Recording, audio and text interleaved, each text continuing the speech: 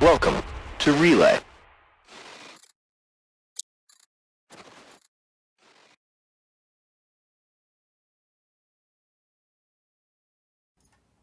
Hello. I think this should work. I hope. We'll find out. Hi. Are we live yet? We are live. So, welcome to the Relay Table. This month's episode is brought to you by the Number Moose. Let's begin. Excellent. Yes. It's Canada Day tomorrow, so I thought tomorrow. Right, tomorrow's Friday. The day after tomorrow. So I thought in anticipation of that, I'd wear a British flag because that's where Canada came from. Because why not? So welcome to the Relay Table. We've got a bunch of us here. We'll go through everyone that's here in a moment. Basically, what we're going to do today is talk over some of the larger things that happened in the past month or so of Star Citizen, because, hey, why the hell not? So, I'm Erris, you know me. That there is Nehkara. Hi. I think you know me too. If you don't, where have you been the past couple of years? Good question. Underneath him is Shiver. It's the best place in the world to be. And beside him is Mr. Nitro. So, Oh no. How's it going, Nitro? pretty good. So you've run a few relay stations for us now. How's that going? That's fun. It's always good to help out more people in the community and get around more. And I just want to be as well known as Fast Cart. That's all I want. I think all of Don't us we all? want to be as well known as Fast Cart. I think Fastcard's secretly the most well-known member of the entire community. I think Probably. Fast Cart is secretly the most well-known person in Star Citizen aside from Chris Roberts. Yeah, probably. Probably. He's really stepped out of the shadows lately. Wow. You told me we had to be more serious, Shiv. Wow. You couldn't resist. Wow. That was He'd enjoy that if he was here. I hope he's here. He better be. if he's not Fast yet, Cart, where are he you? will be. I just spilled If something. not, coming to a clip near you soon. Well, no, it's if he is here, he'd be clipping that already. Oh yeah. I just spilled some beer. Sorry, I gotta wipe it up with an old shirt. That's all I have at hand. So, we've got some topics for today, and let's hop right into them. So, let's talk a little bit about, the monthly report, recent patches, basically what's been going on in the game in the past month or so. So one of the things it sounds like they spent a bit of time with, like, last month, I guess, is AI locomotion. Which obviously is, I mean, it's one of those things, like, in terms of gameplay, it's not super important, but just in terms of making the game feel good and immersive, it's huge. Like, if the NPCs move like they're supposed to, it really helps. So Is it something you feel could have waited? Do you think it's something that was necessary for 3.0? Not for 3.0, I think it's necessary for Squadron. So do you want to run down a tiny bit of what they've been doing recently in that vein? Like, are we talking the stuff that they were talking about a while ago on, like, NPCs being able to sit down on chairs, No. the capture points? So what are we talking about here? So what they've been working on mostly is making it just a lot smoother. So, like, one good example recently was when an NPC walks around a corner, instead of walking straight and then turning and then walking straight and then turning and then walking straight and then turning and walking straight, they actually follow like an arc, if you know what I mean.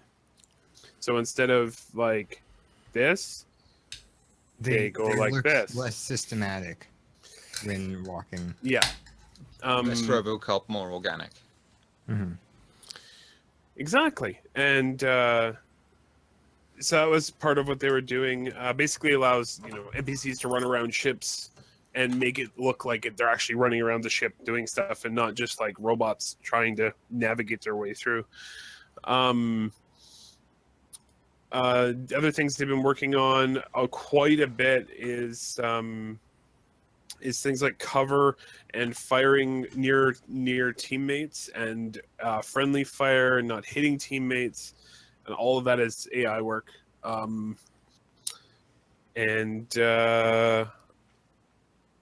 don't know. Have you guys seen anything else in regards to that? I'm sure you're drawing a bit of a blank beyond that. I think that's been most. There was one, and it's a light-hearted one. They made AI more aware, or at least, there are two things spring to mind straight away, actually, now. AI are now aware of friendlies and hostiles and can differentiate between them and how to treat them, which I feel is a handy feature. And NPCs can now have a protocol or something in them to react to sounds and environmental things around them as well, I thought that was very interesting, because it seems like they're giving as much thought to stealth approach as Thief or Deus Ex. Well, maybe not Deus Ex, but So we get the little That's really exclamation cool. marks when they see something now? No, they kind of just spin around. They're like, "What's that? What was that?" Well, You get a lot. There were quite a few. You're right, though, Shiver. There were quite a few reaction animations. I think they showed them 2 or 3 times recently on ATV, of NPCs just like responding to things that they hear or see. it's something I think that they're really going to need. It does hark back to the whole design feature of they want you to be able to interact with that game on a more subtle level than just clicking on something. It's you look at something, it reacts, you know what's going on. That kind of subtle immersion or interaction between you and the game. and if we look at the amount of work that they were putting in previous months, getting the sounds right and getting, the shot of a gunshot echoing through corridors and actually making it through doorways and echoing like all of that ties into the systems that they use to have NPCs react to things. So I'm interested to see what they actually end up doing with it, because I don't know. I'm trying to think of recent examples in games of AI that I thought was done well, and I've been playing some PS4 recently. I've been playing like Uncharted 4 and some other games that look really, really good, but then there are times when the NPCs that are following you are on these scripted paths, and they literally walk here and then turn and walk here and turn, and that's all they can do. And I kind of hope that CIG can deal with like the NPC reacting to someone standing in their way a bit better. Yeah, absolutely. What are your thoughts on the locomotion stuff, Nitro? I actually brought this up in a Reddit post at one point, and they're talking about how they wanted to do the arced like walking turn patterns to make it look more natural, but they still seem very rigid. They were making an arc instead of right-angled turns, but it still didn't seem fully natural. And I pointed out that if they maybe looked in the direction that they were walking, that it might be a little bit better. But other than that, everything else is really, really cool. All the animations of them sitting there going like, "Oh, what was that? I heard something over there. I heard something behind me." Like the quick, 180 turnarounds kind of stuff. That was really cool. Yeah. That's the beauty of performance capture and motion capture, is you can get like really convincing animations like that. Yeah. Whereas if you decide to try and make a character do that without anything to go on, it'd be much harder. Mm-hmm. So we all think it looks pretty good right now, right? Mm-hmm. What are your thoughts on why they're doing this now? Like, is this a bit late in the game for it to be making into things like Squadron 42, or? It's just polish. Yeah, this is all polished stuff. This is all stuff that it's not too entirely hard to do, because it's just adding animations. Whereas gameplay features such as the ability for the AI to be like, okay, I heard a sound over there, play animation, do action, is much more important than you can just add on. Here's the animation you need to play when you do that.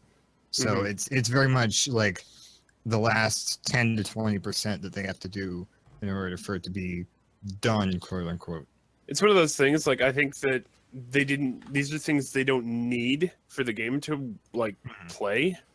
It just there are things that will make it much more immersive and just better, more polished. Like there are plenty of games where the NPCs follow like these stupid, like rigid, straight paths, and there's lots of games that are released that they do that. So you know, strictly speaking, they probably didn't have to do it, but it does look better. And I agree with Nitro. It is still a little off, but it's much better. On the concentrating more on the animation front, I feel that it's these smaller tweaks, so to speak, even though they're very noticeable, that make a heck of a difference. Just Cause 3 is something I bought in the Steam Summer Sale, and the NPCs react when you slightly miss, rather than, say, old school Doom, where they just keep charging at you. And it's kind of cool. It makes you feel like you are in a bit more of a world, that you have got a gun that's going to do damage to this, and he wants to live, rather than just charging at you. Yeah. And that's one of the things that CIG have been talking about a lot, is like you will have enemies that will run away from you entirely in a fight because their priority is live above all else. Like they've got the tiered priority levels, and I think that's something we'll see really neatly. But I'm wondering, like, we're talking about AI locomotion now. Did you steal another beer? No, my dad was calling me. It's his birthday, and I tried to call him earlier and couldn't get in touch, but he was calling me, so I'll call him later. Okay, so where was I? You were just about to say happy birthday, Erris's dad. Well, no, because I wouldn't do that to you guys. But if you look at some of the animations that they've been adding more recently, thanks, Nelric. Things like the turning while walking. Is this something that they would have recorded in one of their large recording sessions at Ealing Studios? This is something that they did as the add-on with what was one of the stretch goals, which was the $1 million for an in-house performance capture setup. And it's stuff like this that was a good stretch goal, in my opinion. Oh, it sure was. That was one of my favorite ones. Because it does have a big impact on the game for years. Like, because even after the game's released, it can be like, hey, we want to do this new thing, and we'll just go record some animations. And instead of going, oh crap, we have to rent an animation or a mocap studio, they just go, oh, we'll just set up our rig here, take an hour, and then we can record. Or they just say, we've got to reuse this animation because it's the closest we can get, and we'll just fudge the rest. They can actually record. Yeah. Sure. Total theory craft here.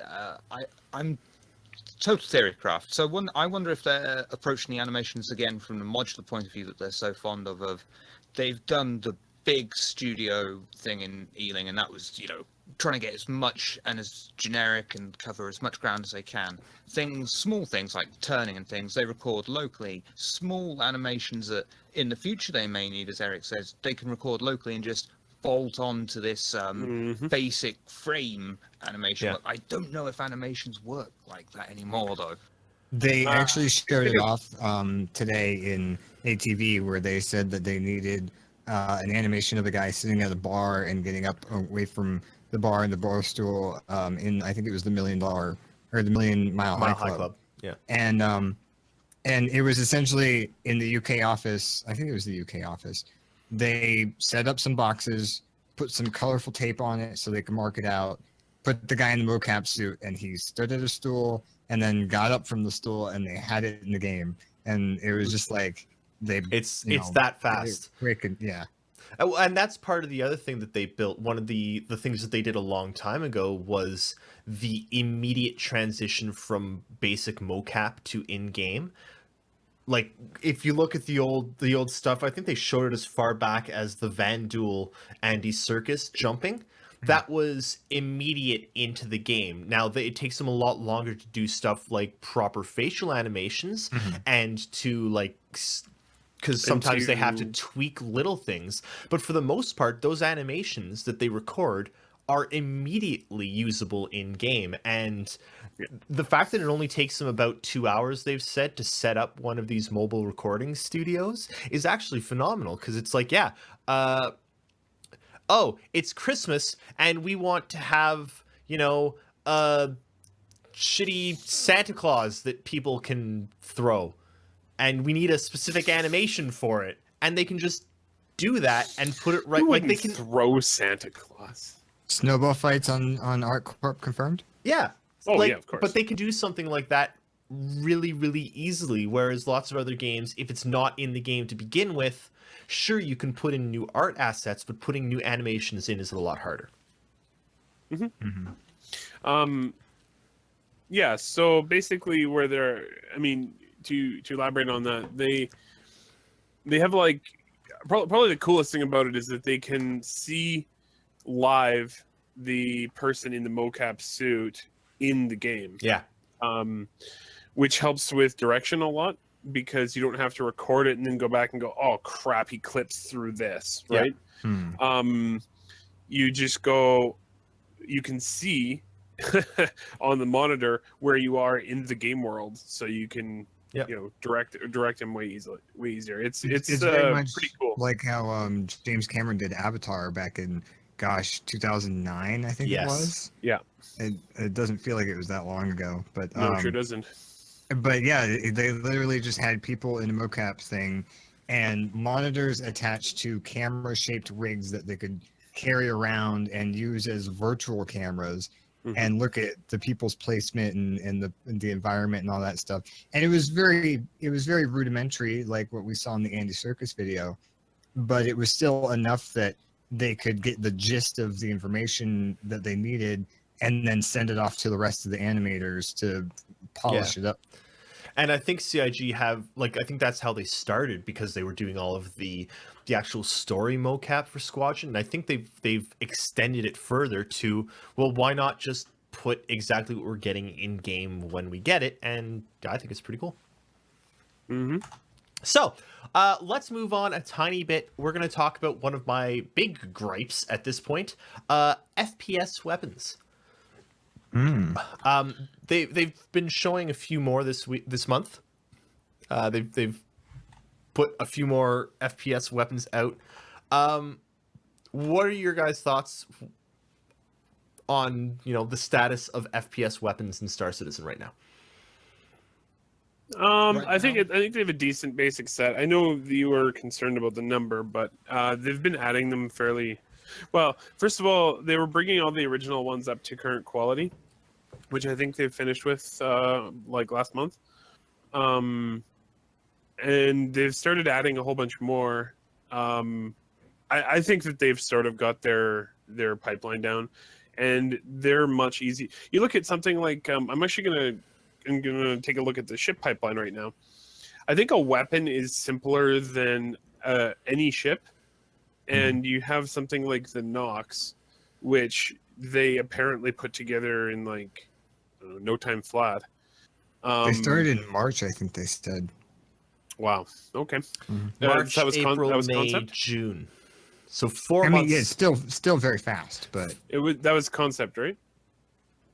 Or did they actually start working on it? Christmas started got the first stuff for it in March.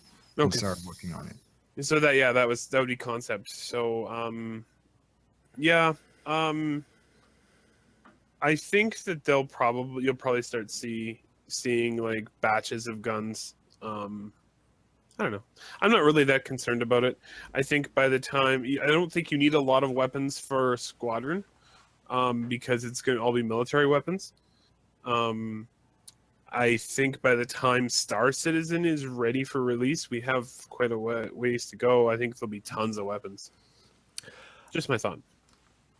Shiver, any thoughts? I totally agree with Eric, but I'm a bit fearful that there won't be enough variety between them. Like Battlefield, pretty much most Battlefields of, yes, all right, it's you've got an XM8, you've got a Star Org, you've got whatever else have you, but in the end, it's like it still takes fucking full clip to kill someone most of the time, or burst fire. It doesn't feel like an XM8's any different from anything else rifle-wise. It just has a different skin. And I hope they get a nice feel with this. I want, if I've got a Jean weapon, I want it to feel different from the human weapons. I know it sounds weird to say it feels different, but when you play an FPS, things feel different in a good FPS. One of the games that I always loved weapons the most in was Borderlands, because you had weapons that were absolute shit, and then you had weapons that, like, bounced grenades off, and the grenades would explode and rockets would come out. Like, but there were so many, and there was an infinite number of them, and I really liked that. And I know that that's not how CIG are going to do it. They want a lot more control over the content in the game, and that's fine. But I worry about them doing something like The Division. Have any of you played The Division? Yes. Now, in The Division, it was kind of like, oh, I found my early level AK-47, and then I found my level 30 AK-47, and they're the exact same AK-47, but one is much better, because it's a level 30 AK-47 and not a level 2 AK-47. I love my level 30 AK-47. Yay! The bullets had more experience. Yeah, and that was crappy. Yeah, I'd have to say I haven't played Star Marine in a while, but my issue with it, and my issues ever since they added FPS weapons into the game other than the pistol, is that they don't feel different from each other. There's nothing that makes me want to pick the ballistic assault rifle over the energy assault rifle, other than I kind of like the energy assault rifle because it shoots in a straight line and I know where the bullets are going. I can kind of just hip fire. I don't even have to really aim down sights with the laser assault rifle. I can kind of just hip fire it and it goes where I want it to go. And I'm hoping that changes. Like maybe I know they said that they wanted the laser ones to do more damage and maybe like overheat or whatever, but it doesn't really feel like they're anywhere close to that yet. It just feels like the laser one is harder to get, but is much better. Yeah. In the way it shoots and stuff. And I kind of want a reason why I should pick a ballistic one. And right now it's like, well, I have to worry about bullets, and I gotta worry about aiming, and I gotta worry about damage when I have a ballistic one. Whereas with the laser one, I have practically unlimited ammo as long as I can charge my batteries, and it shoots where I point it at. Part of my problem right now with Star Marine, and I love FPSs. They are what I play, or third-person shooters. I love shooters. I really want to go and play some Battlegrounds as soon as this is over, for example. Like, I like shooting things. And one of my problems, my really big problems, and the reason I don't play it right now, Star Marine, is, well, I can pick the assault rifle. That's it. None of the other weapons are even remotely good. The shotgun does crap. The sniper rifle does crap. The pistols are crap. Like, it's a bunch of people running around with assault rifles because that is the only thing to use. Whether It's assault rifle Marine. It is. And I don't like that. Like, it's and that's the kind of thing that worries me, because even in Star Marine, they're having trouble balancing weapons to be reasonable. And I don't see them making weapons to their standard fast enough to fill an MMO, and it has to fill an MMO. I am worried about FPS weapons.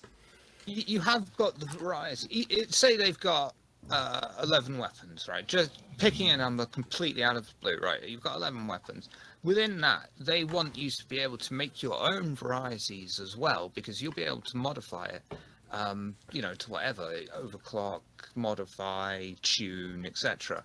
So you will have a more personable, customized to your liking weapon.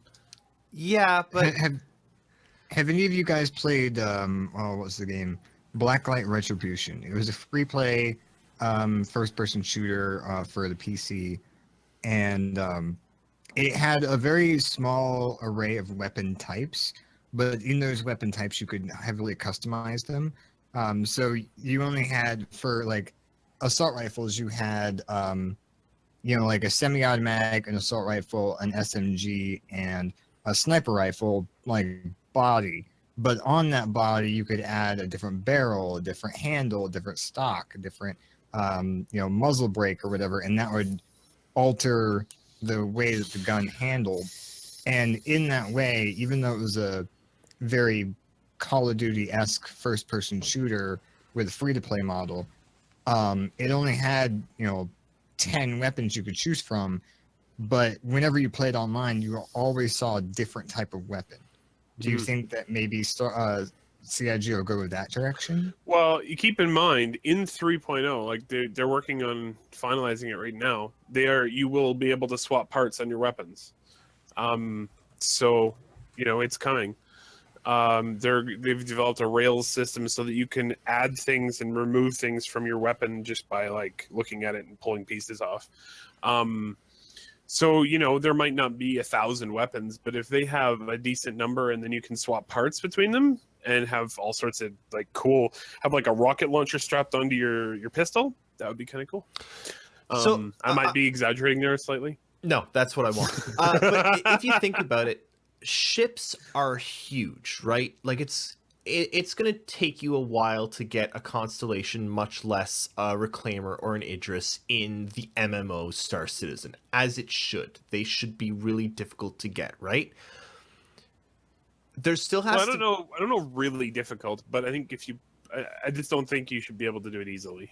Right. But yeah. Like one of the things most MMOs do, almost all of them, like the main ones, WoW, Elder Scrolls, Final Fantasy, there's equipment that drops relatively frequently. You can find new things, and is there a worry that if CIG only has, let's say, 200 different weapon types by the time Star Citizen launches, and at this rate, that's a very high number, I think. Let's say if they manage 200 different gun types, is that too few for an MMO? I would say almost no MMOs have that number of different weapons. Mm-mm. In fact, that would almost be almost literally zero. I don't think there are any. That's a lot of weapons. Yeah, there's a point at which having too many weapons is inevitable, because if you have, let's even say, more than 100 different guns, then you're running the risk of running into balancing issues, and you'll have one gun that's too powerful, and then when they try and change it, then it makes another gun too powerful, and it becomes just this big snowball effect where they can never fully get the guns balanced. Because even a game like Destiny, even though it has many different guns that you can get from like different boss fights or just finding it in the world, it's just a modified version of one of the 6 or 7 base types of guns. So you have your hand cannons, which are like 2-shot pistols, and your assault rifle and whatnot. So you want a Destiny model, or not Destiny? I wouldn't. Division. Not necessarily. I think weapon levels are dumb, like you said. Yeah, they are. But especially in a game with no levels. Yeah. Yeah. I can't. Go What ahead. about the Mass Effect 2 method? I think Mass Effect 2 had the worst possible weapon system ever, and it offended me greatly when it launched after the incredible amount of depth that existed in Mass Effect 1's inventory system. I hated it. Shit, well, I feel really like I'm treading on thin ice with what I'm about to say, but screw you. Hey. I quite like the idea. I mean, it worked for me in Mass Effect 2 of you get one gun or one of each kind of gun, or, you know, because you're one guy. It's not like it's not like you're Arnold Schwarzenegger with two fucking assault rifles in either hand trying to, you know, John Rambo your way through things. They want it to be a bit more realistic than that. Like armor, for instance, if you've got so many fucking guns, you've got a backpack full of guns. I don't want. I know you hate armor, but No, you shouldn't be able to carry them all. But it's the okay. So I found my M16A4, and that is it. I've got the best gun that I can possibly get, and I'm done. That's the thing, though. Like, do you have just a bare M16A4, or do you have an M16A4 with a laser sight and a suppressor and an expanded clip and a scope? But the problem with that know, is which is like- harder to get. Like, which has to be harder to get here? The gun or the modifications to the gun? Because once you have the gun, the modifications to it should be relatively simple. A suppressor that fits on, like, a suppressor should fit multiple guns because there's there's standardization to these things. One red dot sight should work on like 50 different weapons. But if you look at the number of guns in real life, I mean, but what if it was a really cool situation where you find a really cool weapon in a really hard to find spot, and it's a regular assault rifle, but it's got a really nice laser sight on it and a really nice scope and an extended clip, and you could fully go make that and buy those parts yourself, but it's really rare that you found it for free in a hard to find spot, or you did a mission to get it, or you could go find the exotic materials and save up the cash to just go buy the attachments to make the exact same weapon. See, I'm just worried that there's not enough depth there, I guess is my Well, it problem. depends. It really depends what the tuning system is like. Like, if they can actually create a skill-based crafting system that makes weapons better based on how good you are at making them better, you could end up with completely unique weapons that are like this, you know. Chris Roberts tuned this himself, and it's the best assault rifle anyone's ever created, and it glows bright green. Crash into asteroids or something. Yes, anytime you just can't have it equipped when you're actually flying because you'll just crash into everything. No, actually, it doesn't kill people by shooting at them. You shoot at them, and then they run into things. I get your pain, Erris, and I think a lot of people out there definitely feel the same. They'd like variety in a game, and that is completely fair enough, but I think it's just a 50-50 chance at the moment of which direction CIG are going to take it, because as Nitro's pointed out, too many guns just floods the market, and it's like in the end there becomes very little difference between an M4A and an M16. But there's my, like, that's where I find there's something to be kind of wrong with this assumption, is that if you look at what they've got right now and the things that are planned out there, there's 2 sniper rifles that we've heard of. Now, if I'm thinking, if I'm thinking World War II, there's the Carr, the Mosin, the Lee Enfield, the Garand, I can go on and on about just sniper rifles, right? Like, just with sniper, and that's not even getting into modern ones. You've got, VSSs and everything. There's so much, and part of my work, I really, really like the idea of the modification system. I can't wait to see how that turns out. I can't wait to modify guns to be more like what I want, but at the same time, that's me tuning something that I've already been rewarded with, and that's going to be a skill-based thing. It's not a reward. I'm worried that there won't be enough of a reward for doing things. There's not enough of a reason for me to try and go and get this. Like, if the only reward that we're given in game is money, and that's the only reward you can get, I worry that that's going to be a bit stagnant because people look. If you think of Blizzard games have existed because they have refined the data-driven crack market. Diablo exists because it's loot crack. World of Warcraft exists because it's loot crack. Even Overwatch, even though it's is just aesthetic, and still addicted. The thing and is, it's still crack. Again, like it depends how you're defining things, right? Like in World of Warcraft, there are not very many different types of weapons. There are very few. There's like axes, staves, swords, two-handed swords. But they all look different. Mauls. They all look different. That's well, they don't all look different. No, but there's probably 50, 60 different models of each weapon type. And if you do 50 of to each 60, weapon type, maybe now when the game was released, not even close. There was a couple. That was it. Wish there was some research on this actually, but you're right. There are, as far as I know, 2 sniper rifles in Star Citizen right now. But I mean, that's not counting Xion weapons. It's not counting Vanduul weapons or Banu weapons, or any of the stuff they make in the future. So, and I don't think they would show us the alien weapons really right now, anyways. So. No, I'm slightly worried that if it takes them 2 months to do each weapon, I'm worried that by the time Star Citizen comes out, I don't know if there's going to be enough weapons. Like I feel like there's a minimum number of weapons that have to be there, and what's your number?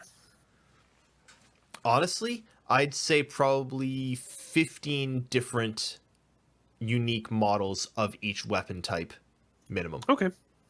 Now, what if CIG went in a more World of Warcraft type of way, where there are many, like the assault rifles are genuinely the same, except for if you tune them, one may shoot a bullet or two more per minute than that one, and this one may do a little bit higher damage because it shoots faster, whatever. But with attachments, you have a set number of attachments that do different things. So this laser sight is, does this compared to this laser sight.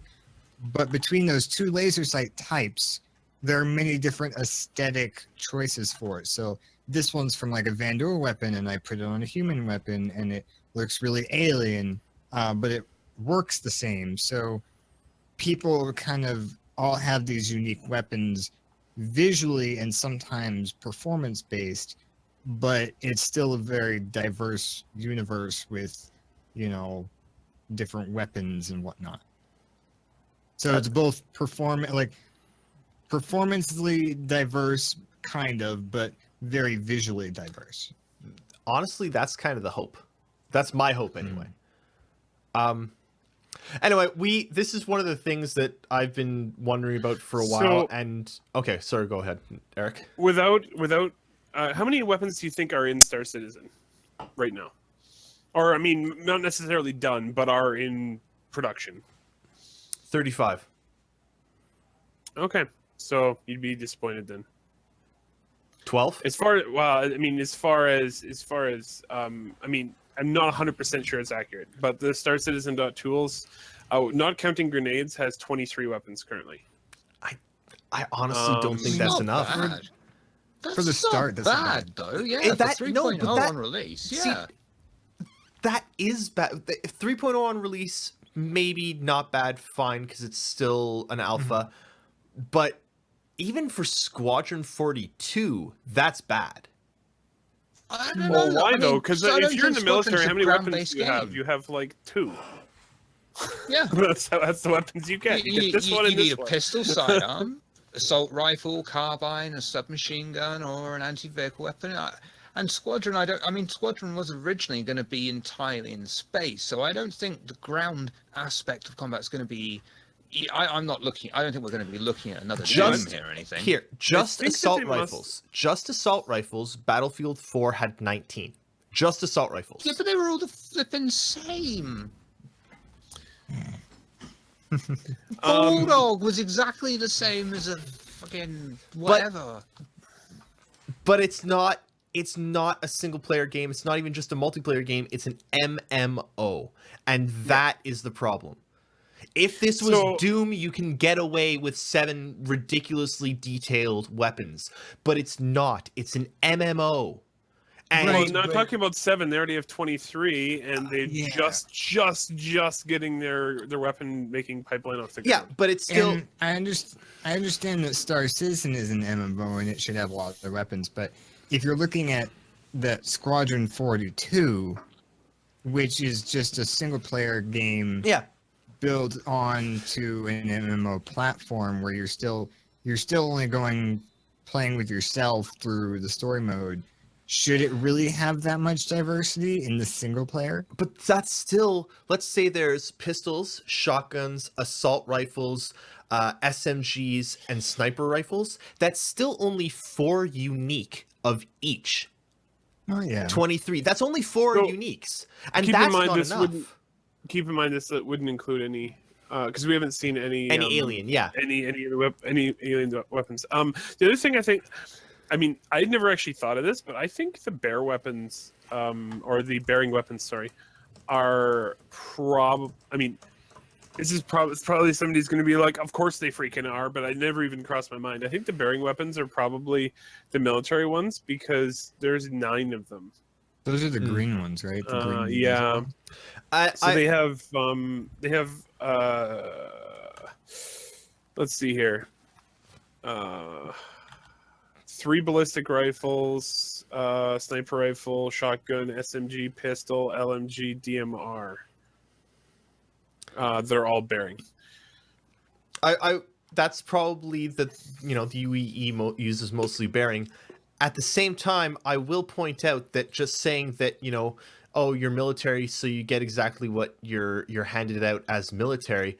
Look at Earth, like militaries right now. It's not like every single military uses the same weapon.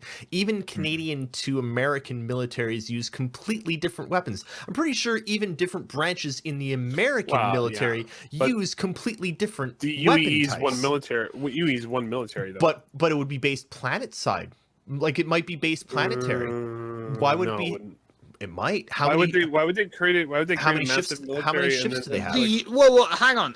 The United Empire of Earth is the political arm, Sorry, not the military arm. Yeah, so the military arm's probably going to be split. You're I would assume, quite correct. But I think you're both right at the same time. I would imagine because it's on a galactic scale here. So these Marines that we have now aren't going to be like a couple of hundred divisions. They're going to be a couple of million men.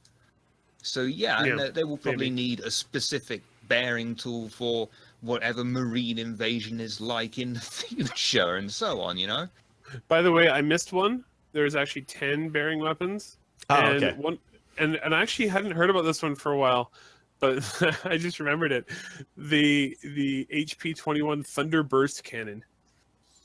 And that is it the shotgun? No, it's basically a grenade launcher, like a grenade launcher that's held like a gun. Yeah. And that looks kind of terrifying.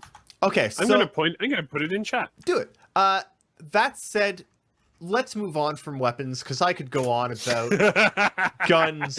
Literally, 74 years. One quick one about weapons. I think they went with bearing. So when you were, getting all your stuff and things, you can get your bearings. Bearing up. You're getting your bearings. You can get your bearings. No, you were bearing up. Come on, Shiver. You can get your bearings when you're I know, starting but I at was the going military. with bearing up. That's better. Wait, so when you're like laying down lead on the enemy, can you say you're bearing down on them? Oh my god. If you really stock up, you can be said to be baring your teeth. Come on, Shiver, you loved that one. You loved it. And you're not pressing your thing. That's why I hate myself. Okay, so before we move on to the next topic, we got a question from Chelsea. Engine trails and stealth. Has anything been said about this recently? Engine Trails was in ATV today. It's the main topic of today's ATV was Engine I Trails. unfortunately didn't get to watch that far. I Haven't stopped watched watching. it yet. It came out pretty shortly before we went live with this, so it's for after. Tune in. But Probably from tune what in I can tomorrow. see- Or no, not. Hang on. Probably tune in Saturday to the Relay you. Station at 2:30 p.m. Eastern, where you'll hear about Engine Trails and also probably not a little about money. Yes. Yeah. Sorry. Go ahead, Nehkara. Just from taking quick looks at ATV, they look really, really nice. Mhm. But I think even if they're not the most realistic things in the world, but you could, even though you can't really say that because it's futuristic and you never know what engine trails are going to happen And you're with in future space. technology. But what they've done looks really good, and it is kind of needed because you have to be able to track ships and see them from afar. So I think it looks really good, and yay, Engine Trails! Yay! Another 3.0 feature nailed. Yep. I know it doesn't have anything to do with the question, but can I mention that I watched far enough into ATV that they were talking about the money and how they're trying to price clothing and stuff like that, and they showed some of the new armor on the mannequins in the shop, and the Outlaw Heavy looks awesome. I really love that. They all And look really it also good. looks like the head or the Outlaw Medium almost looks like it got a little bit of an update.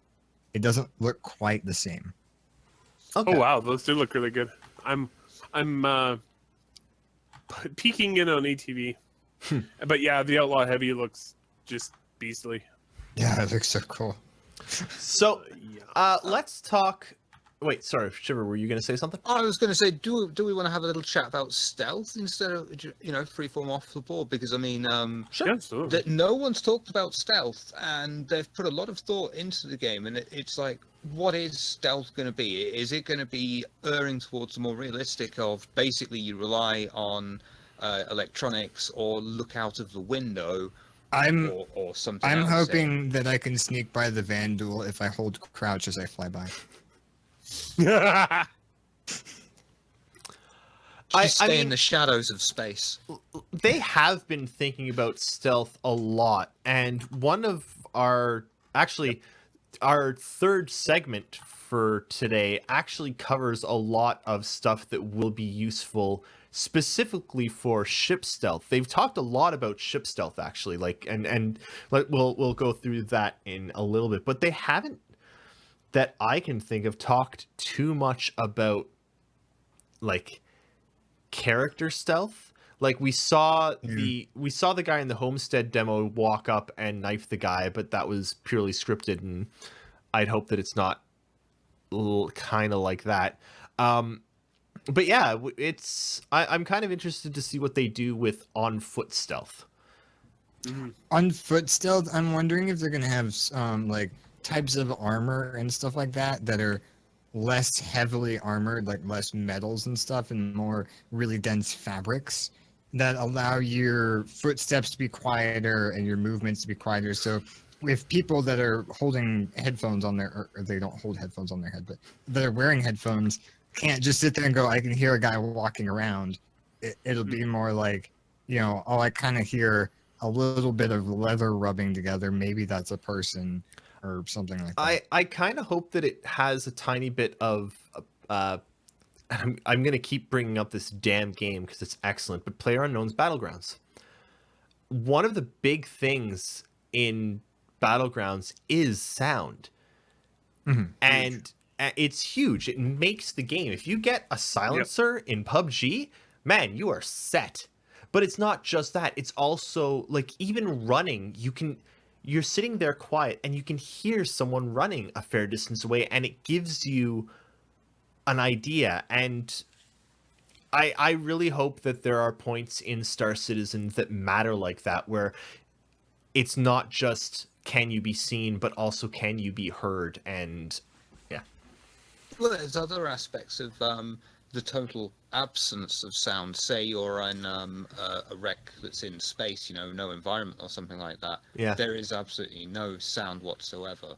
I think they're going to simulate it, no sound in that environment. So you've got to have that extra care of, all you can hear is probably your character breathing, maybe a readout, and that sounds more like what Doom 3 was aiming to achieve than Doom 3 actually achieved. And they actually kind of have that sometimes in Battlegrounds. Every once in a while, it's raining. No, straight. Every once in a while, it's raining, yeah. and the rain is Yeah. so loud that you can't hear someone walking near you, and you can't hear gunshots further away because the rain drowns it out. And it's a completely different game on a game when it's raining on the map, because you're like, I've had games where I'm sitting there hiding. I had one, I remember that I knew someone was around, and I was sitting there hiding in a room, and I didn't realize my back was to a window, and he managed to, because I couldn't hear him, walk right beside me or behind me against the window and shoot me through the window, because normally I'd be able to hear him walking, but because of the rain, I couldn't. And stuff like that hopefully will factor into the sound design in Star Citizen and Squadron 42 as well, because it makes it a completely different game. It really adds a bit of suspense, doesn't Yeah, it? it definitely Absolutely. does. I do very, very much hope, given the amount of detail and thought they've put into other game systems, that how much your character weighs makes a difference for how much noise they generate. Because, I mean, they've already taken that into account for stamina. How much their characters weigh down. So I think that it wouldn't be that hard to plug that into the audio system and like modulate how much sound you make. Yeah. So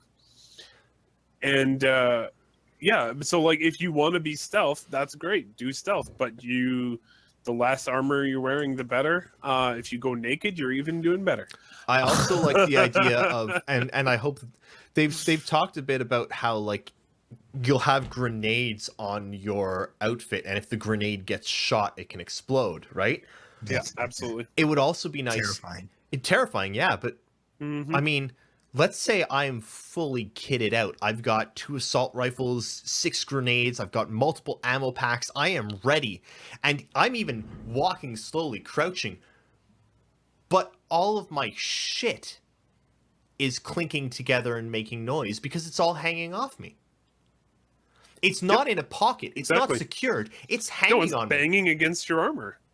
Is there something wrong with me? Because my first immediate thought was, now I want a flamethrower in game. It'd be really cool. Like, it'd almost be like walking around the game as Magneto, where he walks into the room and there's the guys with the grenades on their chest, and as he's walking out the door, he like pulls the pins out as the door closes or something like that, and they're like, oh crap, but instead you're just sitting really far away, you pull out your sniper rifle and you fire at one of the grenades on a group of people in a crowd, and the entire group explodes, and that adds a lot of different like opportunities and options. It means I'm just not going to be carrying grenades because I never use them anyway. Why carry them when they become a liability? I'm going to play this game like I played Fallout 4, which is very lightweight armor, a sniper rifle, and crouched the entire time. Yes. And a shotgun. Shotgun for when things sneak up. Mm-hmm. So we've got a question from Live Acoustic. How do you guys think player refueling will work? Well, you see, you have to eat in the bar. That's how you refuel your player. Yeah. Actually, no, I think that CIG are going to be going with to continue playing with your character. You actually have to purchase hourly game cards to refuel your time to play in game. Okay. Brought to you by Mountain Dew. Player refueling, I think they'll create a gameplay system around refueling. In fact, I think it's probably not that far away. I don't know what the whole idea behind the Starfarer. I don't know how I don't know what it's going to look like at all. That's Tony Zervek's job. But I don't think it'll be automated or anything. They seem to be really focused on, even if it's not right away, the long-term goal for every gameplay system is to have it skill based. You have to have some skin in the game, and there has to be some risk. You know, if they've gotten to the point where they're like, no, if you're down on the ground and you want to if you're down on a moon and you want to load your ship with some stolen pirate cargo, you have to load each individual crate yourself. If they're at that point in realism, then you're gonna have to. You're probably gonna stop your Starfarer and have, you know, a ship pull up to you, and you'll jump out, grab literally a refueling nozzle, and float it over to their. Get back in reverse because you put it on the wrong side where the Exactly. 100%. I told you. Yes. You have a little arrow dashboard that tells you which side it's on. Did you know that? Did you know? No. Have you? Did you know that there's a little arrow by the gas meter on your car, and the arrow is telling you which side of your car the fill up tank is on? Most people you just changed my life. Most people do not realize that, but it's standard in every car. There's a little arrow beside the gas meter that tells you which side the tank's on. We have the same cars. Well, we have the same manufacturer, so probably not the same. You're all familiar, or at least Opposite sides. familiar with in-flight refueling, right? We've all seen that in real life. Yep. That if I would imagine that in high speed in space, that's going to be crazy. But I don't think it's going to be high speed. Why can't you just stop? Well, that's the thing. I think you're going to stop. I don't think it's going to be high speed refueling because I think you can do both. I don't think you'll be able to. I don't think you'll be able to repair when you're in high speed. I think there are things that you're going to have to be stopped to do. Because I mean, you might be able to refuel. Huge skill, though. You're traveling, maybe not quantum, but the one below quantum, and you've got to just slightly line up everything. Yeah. Well, that'd be I actually do think like the best players, the people you're really going to want in your fleet, are the guys who can pilot a Starfarer and do combat refueling of your Hornets. You know, those are. I mean, that's the whole thing. Is I mean, if they're successful as Star Citizen, skill will matter still. That's always been the goal for the gameplay systems. And those people that can do combat repairs. Hire me. Yes. Yeah. I actually do. You know, everyone knows that my thing is like exploration and mining and that kind of stuff, but and even merchant stuff like cargo. But I do think it would be really cool to be an engineer on like an Idris and be running around the ship while like panels explode and, you know, trying to keep the ship in one piece while you're going through a massive battle. Yeah, can you imagine being the poor engineer who's stuck in a Jeffries tube when the damn ship explodes? Yes, because I'll probably be that. I mean, the way that they've done destruction in game and things. I mean, that's a scary experience, but that would be flipping cool to experience. When they released the videos of the Retaliator and the Retaliator, the explosions and stuff on way back, way back, that both terrified me and made me really excited, because one, I was like, I don't know how I'm going to be able to repair a ship fast enough that it won't explode while it's being attacked, but also I want that opportunity to be able to try. So I have a question. Could I just quickly say on a semi-related note of like, I don't think that Frankfurt get enough credit for the way that they've done the destruction of like completely unprecedented as far as I'm aware of. Say you've got a constellation in engine, that's one entity, right? That is one constellation. But they've got it so that can blow up into several smaller things. Yeah. Like, and it's not like a pre-rendered thing. It's not like someone's sat there and gone, you know, this is a constellation at 100% health. This is a constellation when it's destroyed. It's not procedurally. Well, there's a lot of tech going on there to make these wrecks individual and change one constellation into several smaller entities. And I think that's a technological marvel. I have a question about this. So they've shown us shipwrecks on planets, and they've said a few times that like your shipwrecks on planets, it's going to have the stuff that's in your ship, right? Will that include your charred out corpse in the Jeffries tube where you got blown up? Oh, I sincerely hope so. so. They really, really should, for if they can do it without a huge performance hit, it would be so cool if they could persist corpses for a long period of time. CIG, Why do you want Make to a see note. your own corpse? persist the corpses. No, but think about it. You come across a freelancer in the desert, broken in half. It probably entered atmosphere, burnt up. It's and you walk in, and there's cargo in the back, and you walk to the front, and there are two people sitting in the pilot's chairs, and they're both dead. They're burnt Wait, husks. hang on. Holding hands. This and is how name tag Westworld saying starts Nitro with type hat subsumption. And Shiver back. What, that is pretty much the plot of Westworld, with the subsumption and the AI in Westworld going wrong. He Really? finds his photo of the real world and he just sits there and contemplates it and breaks. An AI in Star Citizen goes and finds his charred corpse and then just stares at it and contemplates his existence. No, can you imagine though playing Star Citizen and having a Rick and Morty moment where you have to bury your own dead body? but also Totally. I'm thinking Reclaimer. Right? Barely Now- know her. Hang on. They've said, okay, so going back to Death of a Spaceman, you won't always respawn as you. You might have to go to like a relative or family. Like, you will die, right? Now, you died somewhere off way out there, and you died with stuff on your body that you want back. There's a sentimental pistol. So you've got your son, your new character puts up a mission. I want someone to go and reclaim not only my ship, because here's the location where it went down, but I want the items that were on my father's corpse. That father being you in a Yes, past life. yes. That's hurt his brain. But wouldn't that be amazing? It would be. Yeah, I be like really that. cool. That's cool. That's CIG, really hire cool. me. Can I ask a question Yes, you can. about Squadron? Yeah. We don't talk about Squadron a lot because we don't know anything about it. But, Nothing at all.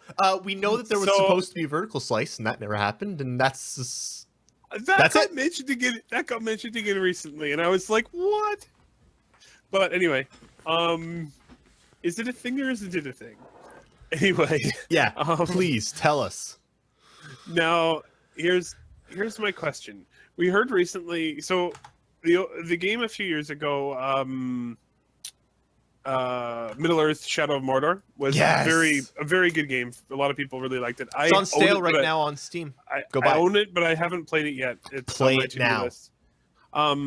But one of the really interesting things they've talked about doing for the sequel is that if you fail a mission, you fail a mission, and there's nothing you can do about it. Yeah. That you failed. That's it. So I'm almost. I mean, it'd be way too late to change it now, but wouldn't that be an interesting mechanic to have in a game like Star Citizen, where Yeah. you just had to deal with the consequences of you failing? Is You know, that not one of your missions? possible though? I mean, It is, say I think. you've got you've got a mission to go and get the Dread Pirate Roberts wrecked spaceship, but that wrecked spaceship will despawn in 36 hours. If no one's claimed it in 36 hours, It's gone. It has to Well, be no, really- but keep in mind, I'm talking specifically Squadron 42. Yeah. I don't. Oh. I So don't I'm talking know- about. Oh, I'm talking they- about. they've- actually- no, they've talked about that. scripted- Yeah, wasn't Saved that it. mentioned many a year ago that Yes. Aaron was saying they were thinking about looking at the results and what percentage of players did what at the ending, and that could possibly have an effect on something in Star Citizen. I think I know would what it love is if he they- was referring. If you go and look at Gamers Nexus, a very old Gamers Nexus interview, he gives a very huge spoiler for Squadron in there, and I think that's what he's referring to. I would love to see some form of that in Squadron 42, but I thought that was a really cool idea for Middle Earth: Shadow of War that they're making right Can I now. actually hop onto this slight aside of yours for a second? Yep. Because talking about Shadow of Mordor, one of my favorite experiences while I was playing that game was it was all about the Nemesis system, right? It was all about the orcs that you beat coming back stronger and challenging you again and ending up being invulnerable to backstabs and this and that and these but like having none of them left. Anyway, it was really cool.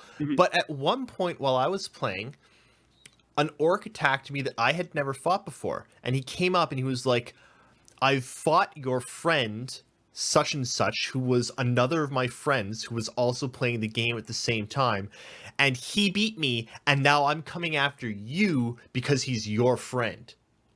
That's Now- really cool. It was really cool, and it's one of the coolest experiences I've had in gaming. It only happened once during my playthrough, but can you imagine that in Star Citizen?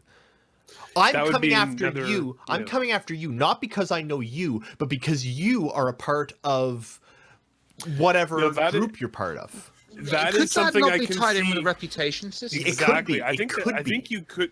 I think that actually may happen. The subsumption is a big enough and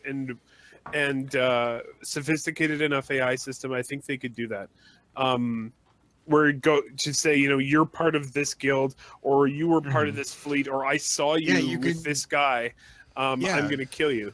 The game could literally say, this organization has negative correlation or negative association with this this organization that is full of NPCs or whatever. Yeah. And an NPC could walk up to you in a bar, see, oh, you have a patch for Relay on your jacket, and it's like, oh, Relay screwed me over in the past. I'm gonna beat the heck out of you, and then you start a bar fight, and that would be really. We cool need to be as game a designers. immersive gameplay. Hire We us. do. Yeah. I do want to take a moment. Unless they've already had this idea, in which case, don't They bother. had this idea, like, Save your money. I do want to take a moment here for a quick aside, completely unrelated to everything we're talking about right now. I'd like everyone in chat to say hi to Desmarius and thank him. He and our other transcribers, CS, Stormy, and Sunjammer, they've finished the transcript of this week's Around the Verse. So thank you to them. Thank you. If you guys Thank ever you. see any of them, you should thank them because the transcripts are more work than you can possibly imagine. And our team does it every week. So, yeah, thank Thanks you guys. to them, you don't have to watch the content we've paid for. Thanks, Des. Okay. So, yeah, that was a cool conversation. This is RelayTable, where we're able to get a little more into the nitty-gritty of specific things, whereas Relay Station, we kind of want to hit everything that happened in the week and be a little more broad and then do like a number of questions. RelayTable, we And want a bit puns. more, and puns. Hey, we had some good puns there. They were almost They were bearable. They were overbearing. They were overbearing. Yes, very good. So I gotta ask folks a question here. Yeah. Does everybody like my new flag? Yes. Excuse me 1 second. I have to Is go. that from some retro sci-fi show? Just have to Yes. go update Very upvote retro. a thing on the Reddit. Okay, good. Upvoted that. Okay.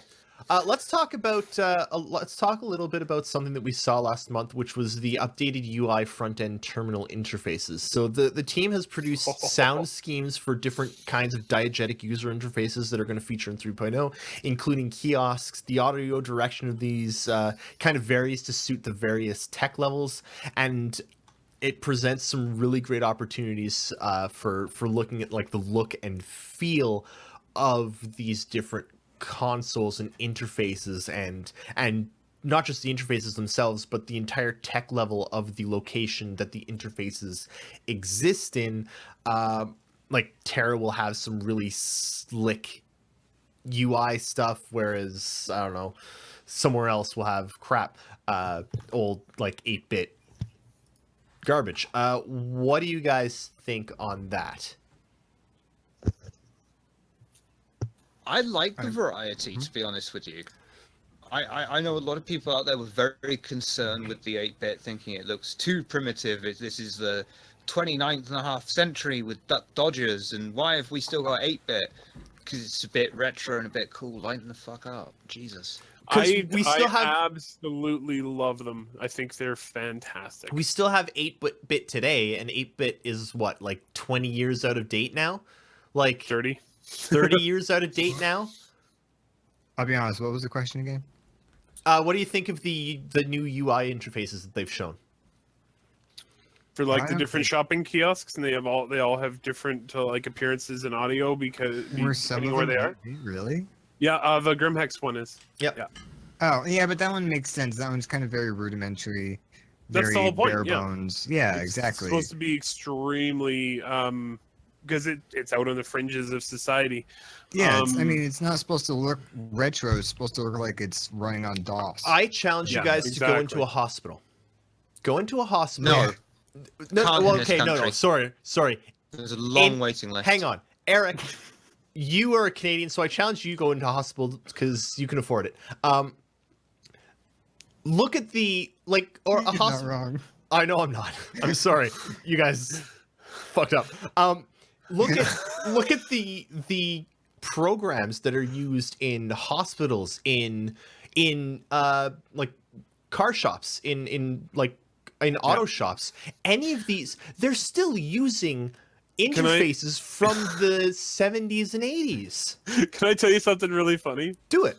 Actually, you're probably aware of this. People in the US probably wouldn't be, but for a long time we had an electronics store in Canada called Future Shop. Yeah. They Future Shop. went away. They went away a few years ago, but for their entire existence, which was about 25 years, I think, Mhm. they used DOS. Yep. They never ever got off of ever DOS. used Windows. They never used anything other than DOS.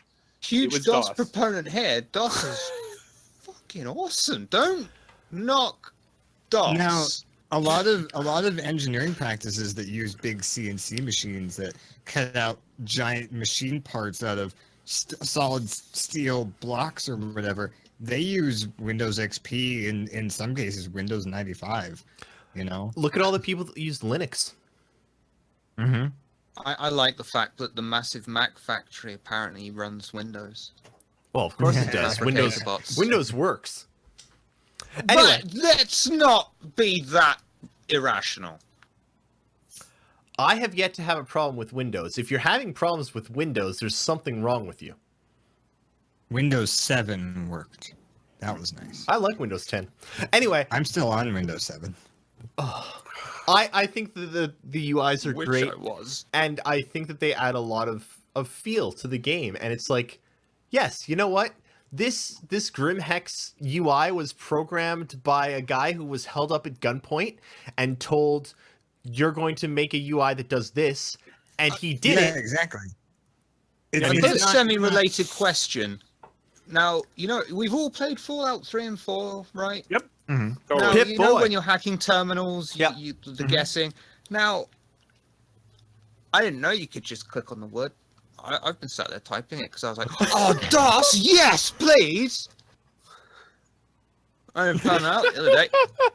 Why the you Wait, present wait, me with a DOS-like hang on. screen. You can type automatic mode. You can What do you mean type it? Yes, you can. I had no I idea have you anyway. could type it. I've only been clicking them. I actually didn't know you could Unless type it's it been a either. very bad dream. Well, I'm pretty sure.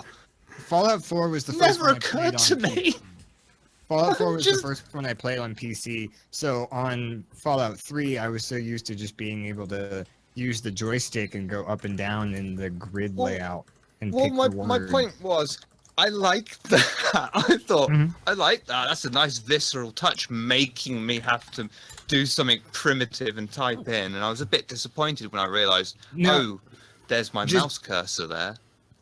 Yeah, just think about it in the terms Erris mentioned, where, it's not really a retro, like old-fashioned rudimentary UI.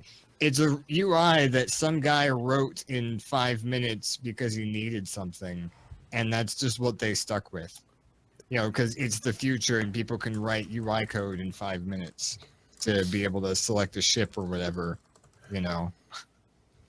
But I do really like that level of immersion, and I think it'll really help the universe that they're building just feel right.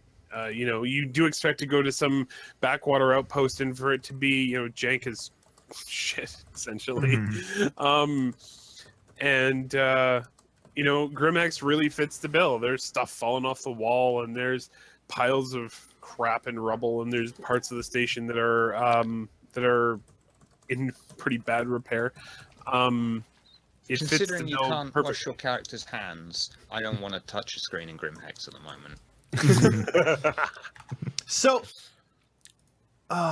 there's so much more I want to talk about this, but this is also a really good point to move on to our last kind of topic, because it touches on this and literally everything else in the game, which is the new cockpit experience. The new cockpit experiences touches on the stealth we were talking about earlier. It touches on these UI screens themselves, because these are physical interactive UI screens in the game. It's not some UI that comes up in a menu. That screen is physically there in the game. And the same thing is happening in the ship. Everything is there in the game. All the buttons, your buttons, when you want to go stealth in your ship, you say, ooh, stealth, I need to turn off my lights. I need to turn off engines. I'm going to turn off this. I'm going to turn off this. Like, I can do it individually. And that's part of the new cockpit experience that they've brought up. Like, they showed the Gladius cockpit that's been revamped and relit for the new cockpit experience. According to CIG, this has been an exercise in improving the player's feeling of immersion and has been a collaboration of several departments. From the art side, this was achieved by clearing a channel between the top support screens to reveal the Gatling gun on the nose, making a range of interactive buttons for more interesting animations, and remodeling the throttle for improved functionality. Yes, quite right. Quite right, yes.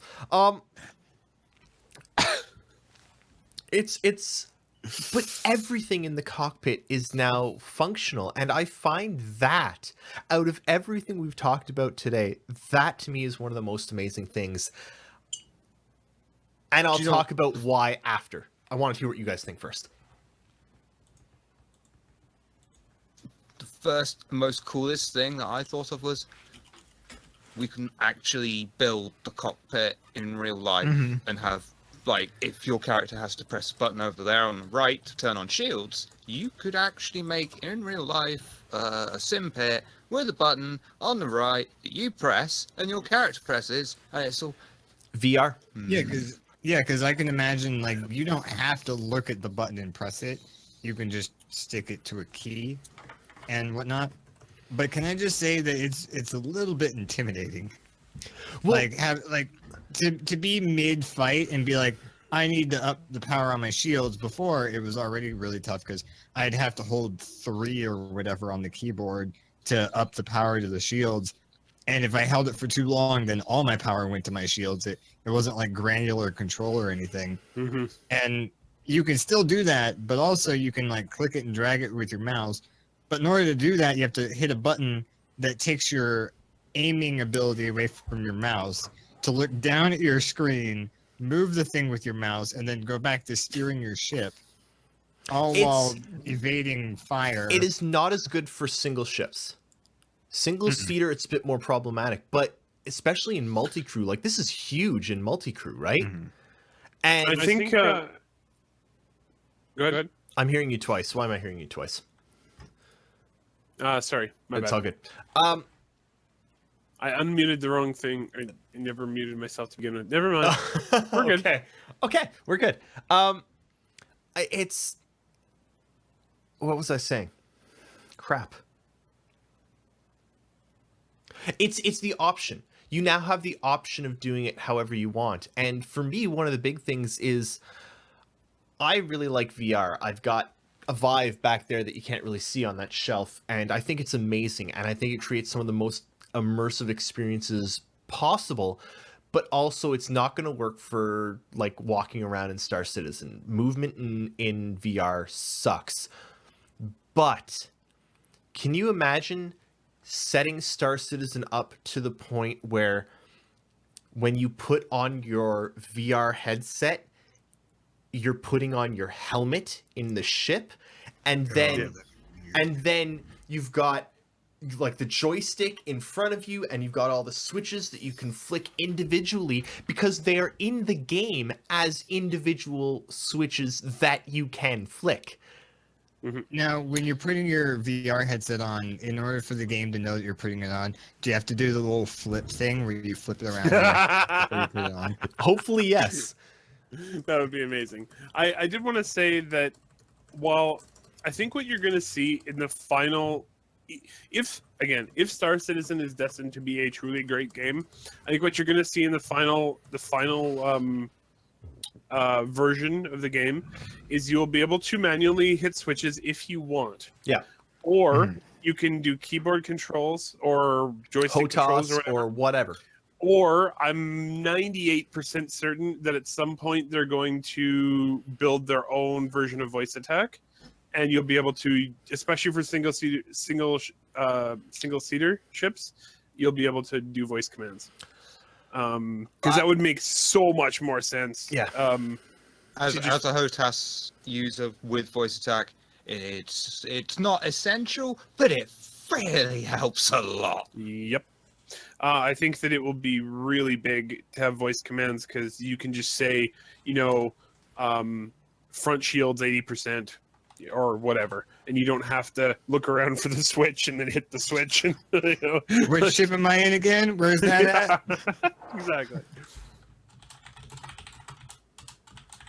However, I have to say, if you're the science officer on a Carrack, having a whole panel of switches and stuff and science instruments you can use and stuff that would be amazing. Yeah. A really, really cool experience. You know as well as I do, Nehkara, all the science officer need is this weird sort of binoculars that just look into the table. Well, this is true. Yes, absolutely. Now, as long as you can look into the table, you're good. I want to know what amount of detail they're going to go into this with. Can I come along in my reclaimer and stop above someone's 300i and rip off the hood on the cockpit? What's that called? The thing with Canopy. the canopy. The canopy. Rip that thing off, and The then hood. with my arm, and then reach down with the reclaimer Your arm, arm or the and reclaimer grab arm? the reclaimer arm. Reach down with the reclaimer arm and flick individual buttons on. Well, you should be able to, yeah. I mean, as long as they can be interacted with, as long as the interaction with them isn't specific to a character, but is instead specific to the physics engine, you should be able to. What if the hydraulics cable was running through the canopy? Then you're screwed. Then I'll just open the canopy and not rip it off. God. Just open the Yeah, door with obviously. the arm and move it in. Yeah. Or he'll just use the giant claw to just punch right through the canopy instead of removing it. Now, can I just grab the 300i with the reclaimer claw and fly it around like I'm playing with a toy ship? Yes, you absolutely. Whee! Just get a bunch of reclaimers to all have races with 300 eyes that they're carrying in their hands. Go land on the sand planet and just build giant sand castles Yes! with your reclaimers. Oh, the reclaimer is the best ship in Star Citizen. Okay, so honestly, though, let's get back to the cockpit experience and the system that CIG have implemented, because initial thoughts are that it's amazing, right? We've been asking, players have been asking for a long time for more control over individual systems in the cockpit. Is there any do you guys think there's any further they can take this system? Refinement, mostly. Yeah. Make it easier, more accurate. Make transitions in and out of the mode that you use to control this stuff faster.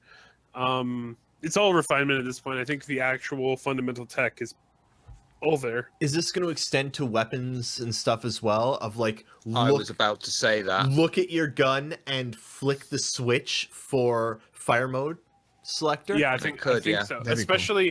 Especially in VR, I think almost certainly yes. Do you guys... Okay, can you think of any negatives to this system? It's going to be quite Um, intimidating to someone who's Yeah. completely new to flight sims in any way. Nitro? Completely new to No, Flight no, Sims? like me. Like, Yeah. yeah, totally new to play Um, Sims and very Have you entertaining. guys ever heard of what was it? Secret Weapons of the Luftwaffe. Yes. Yes? Yes, I have that game. Yes. That was like one of my first games way back. Excellent game. And I loved all of the missions that had me start already flying because I could deal with that and I could shoot the other planes. But Mhm. every once in a while there was a mission that started me on an airfield on the ground and I couldn't figure out what to do. I didn't know how Yeah. to take off in Secret Weapons of the Luftwaffe. hmm I didn't know how. There's a video out there of I was think also it like was 7. Nerdist. So There's a video out there. I think Nerdist playing. Oh, what's that really complex military jet sim? Whatever that one is, where you can pilot an A-10, and it's basically for half an hour him figuring out how to start it, and he gets as far as opening the canopy and closing the canopy. It's hilarious watching, but that's the sort. I mean, they've also said CIG in this vein have said they're looking at the new player experience, and with something like this, I think it needs to happen, and the tutorial we've had a taste of what a tutorial is supposed to be like. It's supposed to be in game, so it should be a fairly long tutorial that makes someone like Nitro at least competent or feel competent or me. pissing around with his controls. Do you think they're going to hold off on now? We had that tutorial and it lasted for a bit, and I loved it. I am actually really disappointed they got rid of it because I thought it was a great way to show the game to new people, and I would love for my girlfriend to be able to try it because she doesn't know how to fly a plane any more than I do. But do you think that they're going to hold off on like redoing a tutorial until Squadron 42? Yes. Probably, yeah. Yeah, simply because what they've found is that they don't have time to maintain it right now, so they implement it and then they break everything and then they don't have time to fix it.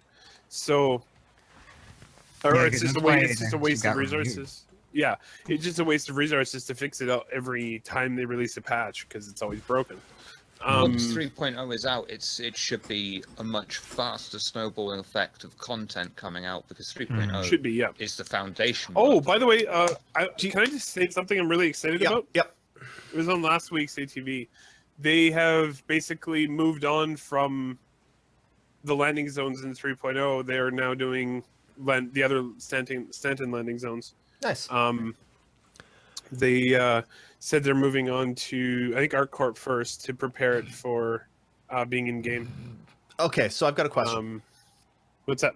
Just before we get too far away from what we were talking about right before, Papa Dolvac had, because he's Papa Dolvac, recommended a game for me, and because I'm me and I buy just about every game that anyone tells me exists, I bought it. And it's called Worlds Adrift. Yep. Looks kind of Okay. cool. Lots of streamers are playing it. You build ships and pilot shifts around various worlds and stuff because they're adrift. There's no tutorial. And I got into it, and it honestly took me about 3 hours to figure out what the fuck I was doing. And Star Citizen right now is kind of simple. There's not much to 2 point whatever we're at, and there's not much to Star Marine. Is that going to be a problem with 3.0, that there's no tutorial, there's nothing to get a new person in? Especially that, I mean, a lot of people are waiting for 3.0 before they really get invested in the game because they're still waiting for there to be something to play. I've actually seen on Twitter a lot where people complain that they don't understand how to do anything because there is a lack of a tutorial. Yeah. And people have to be like, well, there was one, but they got rid of it because it kept breaking, and there will be one again soon. So people kind of just been teaching through the community rather than, letting the game do it itself. Shiver? I think at the moment the reliance is on us, people like us, just backers who play the game, to bring in people they know and say, this is how you play the game. And then anyone who is interested, there is a wealth and trove of information out there for someone coming in. All they have to do is just start Googling, and then they'll come across as much as they can. But it's you've got 6 of one and half a dozen of the other. You're damned if you do, you're damned if you don't. You put a tutorial in, they've got to keep it updated constantly. Don't put a tutorial in, save yourself some work. Someone's got to fucking tell you how to play the fucking game. Considering the amount of effort that CIG are putting into getting new players, though, all of the Warband stuff, all of the stupid, bloody, piss in your eyeball referral system. Considering Not a fan of the referral system. Today. I think the referral system is the largest heap of... You know at the beginning of Jurassic Park? Which one? Yes. The first one. Where they find the giant dinosaur turd. Yeah. Yeah. That's the referral system. Anyway. Does it have a Can little space Can I have kitty your sticker space on it? kitty? I've got someone here who really wants the space kitty. Sure. But seriously, considering all the effort they're putting into getting new people interested in the game and new backers, do you not think that 1, a better website, and 2, a tutorial on how to play the damn game would be a good idea?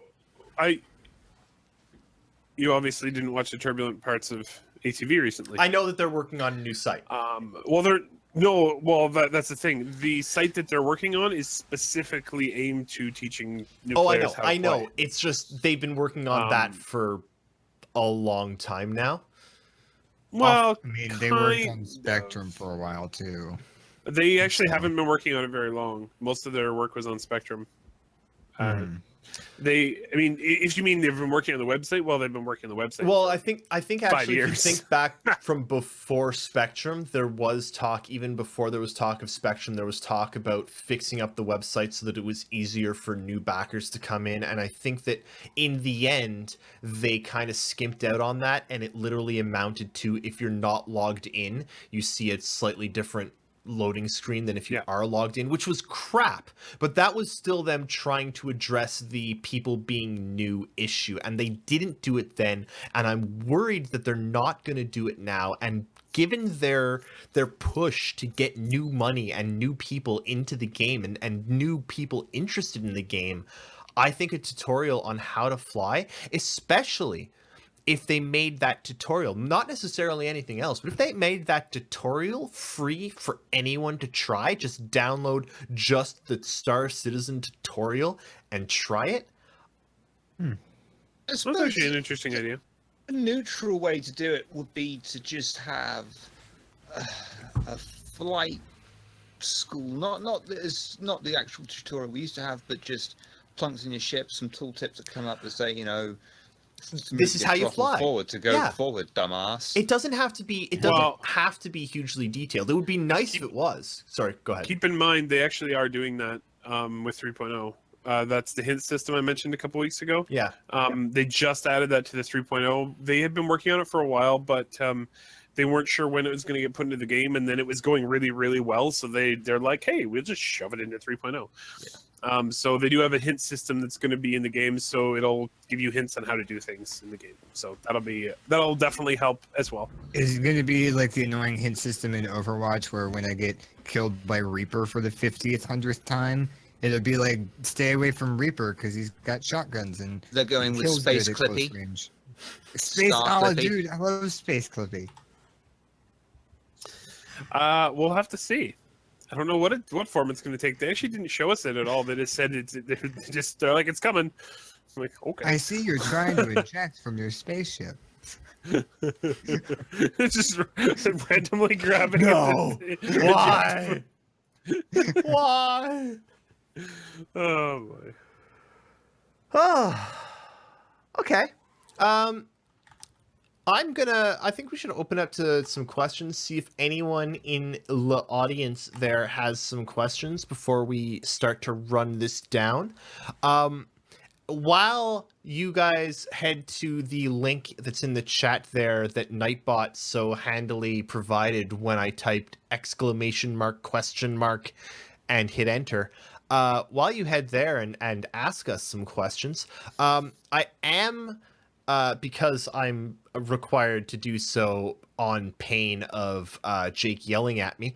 I am required to mention that, hey, we're Twitch affiliates now, which means you can partners, actually, I think. no isn't it? affiliates. No. Oh, we're sorry, we're sorry. affiliates, but that We've means got to date them a few more times. yeah. Oh. Did we? Oh, okay, Nitro's still there. Good. It means that you can like throw us bits. I don't know what a bit is, but apparently you can throw them at us. It's 1/8 of a byte. Hey. Oh, Well, actually, it is. Yeah. and also people can now subscribe to us. So hey, Cool. there's that option.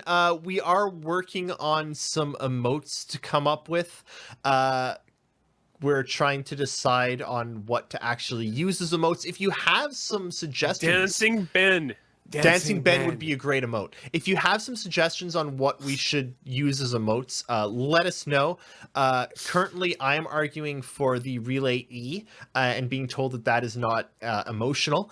And Jake says something about wanting my face with a bow tie, which, I mean, I think my Is face that is for an pretty emote? awesome. Yeah, A for emote. comically large bow tie. Which, What emotion would that be? I don't what know. emotion would that be portraying? Confusion? when Being Nehkara, sorry. when you're feeling quite Erris. I don't know how to portray the emotion of I'm sorry other than be Canadian. Yeah, fair enough. Just make a Canadian flag as an emote. Angry Dolvac. Angry Totally Dolvac would Angry be good. Dolvac. Suggestions Dolvac, thus far have been things like Angry Dolvat, vomiting Jake, me with a bow tie, Ooh. Raw beef. a slab of like- beef Yeah. for the beef Yeah, cast. slab Yeah. of beef. Anyway, we get 3 of them. We'll figure something out. If you want to subscribe, you'll get some emotes that we decide on at some point. It needs to be your face, Nehkara's face, and then this evil inverted pentagram that sort of burns into the screen and bleeds. That's totally a Relay thing.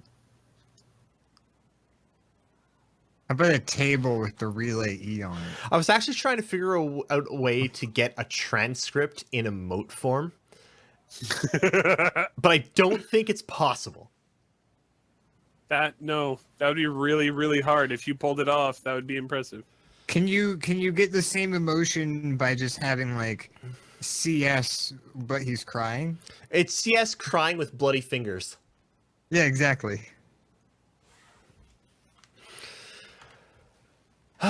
Nobody's asking any questions. I'm slightly disappointed in all of you.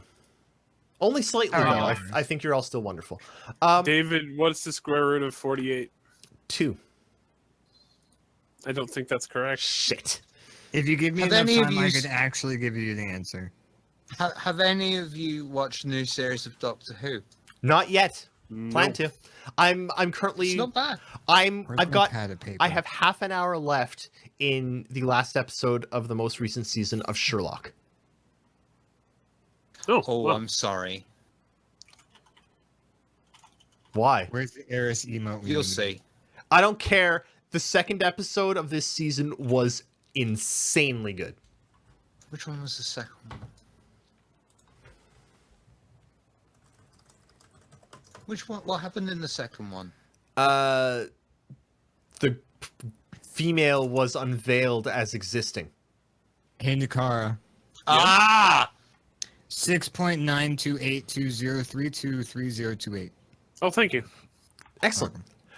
Okay. You know what? Since we're basically done with the Star Citizen stuff at this point, no one's asking any questions, but we are also not yet at the hour. We have another 21-ish minutes, and We should talk about other things. Hang on. Me being the anal retentive that I am, I don't want to end us before the hour. Shiver, what?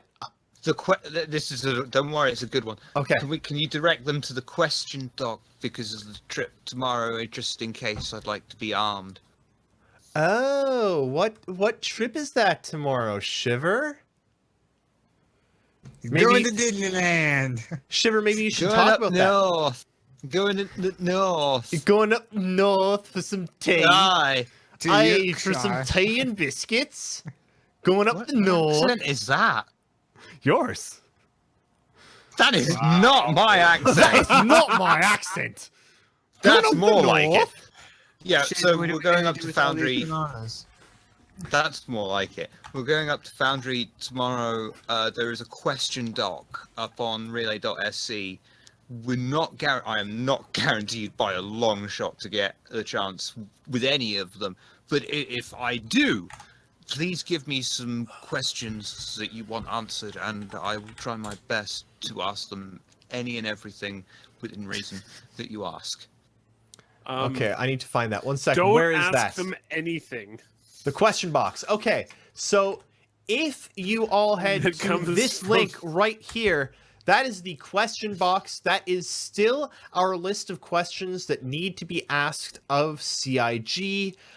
Things such as what's holding back Squadron 42? What is currently holding back 3.0? The Although other they've 41 squadrons. Yeah, they've kind of given us that one. What will be sold for cash post-launch? What is the minimum number of players per instance you will accept at the launch of Star Citizen? All these kinds of really important questions that we thought of a while ago and still don't really have concrete answers on. So Shiver's going to try and ask some of those. If you have any other questions that you think of that Shiver should ask, you can send an email to staff@relay.sc, which is linked in that article there. Throw us some questions. Shiver's going to try and at least talk to some of the devs at Foundry 42 UK. Now, I think Shiver is also planning on being at the Citizen Con in Frankfurt. We'll see. Fingers crossed. But also, if you've got questions for them there, throw them, because Shiver will be there. I know that Jake is going to be at VerseCon, so we're going to have people places. If you want questions answered, throw them to us. We'll try and get them answered. We make no guarantees that we can, but we do at least try. If we have to get done for stalking or an injunction on us, then so be it. But, we will try our best. Can I just mention that no one should have ever given me access to this question box? No. Who gave you access to the question Also, box? we only put in decent questions. Boxers or briefs? That's not a question. No. There's only one answer. There's not even a discussion. Would you rather have 6 stomachs? I get that reference. Okay. Moving on. What was I going to move on to before? Right. Hold no, off for your hang on. northern accent. I can't do a northern English accent because, quite frankly, all the bloody Brits sound the same. That's not even England. There you go. Aye. My name's Oh really... my god, no. I've got the worst accent ever. My name's groundskeeper, really. I don't even know what the hell you're all talking about. You sound dead weird to me. But are we going to move Hey, on now? or all what? I know is that I'm Canadian, and we Canadians don't have accents, and the rest of the world can go screw themselves. So First Life says good jarb. I do a good job. So Jarb. before we go, we've got about 15 minutes before we start signing off. But that gives me some time to ask Nehkara a question. Uh-oh. Did anything important happen this past weekend? Probably. What's the most important thing that you can think of that happened? I What's streamed. what's the That's the most important thing. yeah, but what um, did you stream? So, I guess we'll do edutainment for a few Well, minutes. a very quick one, yeah. Yeah. So, due to various factors, SpaceX actually ended up launching 2 rockets last weekend, one on Friday and one on Sunday from opposite coasts. So the one on Friday was from Florida. That was actually a reused rocket, so the second reused rocket. It launched Bulgaria Sat-1, which is Bulgaria's first ever communication satellite, and they were saying the only reason they were able to even launch it is because of SpaceX's low launch prices. Wait. A Bulgarian communication satellite. So all Yes. 14 people with a mobile phone in Bulgaria can talk to each other now. No, it's for it's for satellite TV. Ah, Oh, so no, all three four people with a people. TV can watch it now. Yes, all three people with televisions. Yeah. So No, I saw. it was a picture- completely successful launch of Bulgaria Sat on Friday, and I saw a picture of the rocket after it landed on the Oh, yeah. ship, with a guy standing next to it, yep, and I never realized how big that rocket is. they're huge. They're phenomenally, because I was like, yeah, landing it's super cool, but they make it look easy. I don't want to denounce anything that they do. They make it look easy. Like, I understand that what they do is extremely hard. It is literally harder than rocket science, because it's literally reversing rocket science. Well, at If least that it's makes not brain sense. surgery. Yeah, but like I never realized like they were literally landing a small building. Probably the best description of how difficult it is they're basically launching a 12-story building to space and then landing it again. Mm-hmm. And that, yeah, huge respect. Yeah. So the other thing is they did not expect to be able to land the Bulgaria Sat 1 or a couple hours before it launched. Elon Musk tweeted out, basically said, we don't think we're getting this one back because it had the most aggressive landing profile of any rocket launch so far. It did land. We're very, very eager to get the landing video for it because so you're watching the webcast and we saw it start to come down, and then you notice there's a plume of water about 20 Pair of feet off the sunglasses, side. David. What's up? I'm David, reenacting it. I'm What? reenacting He's it. having a stroke. You're reenacting it. So Yeah, just to let everybody know, this is just a. basically, yeah, they when you're watching the webcast, you see this big plume of water like 20 feet off the side of the deck on one side, and you're like, oh, that's not good. And then the video cut off for like a minute and a half, and everyone was like, ah, crap, it crashed.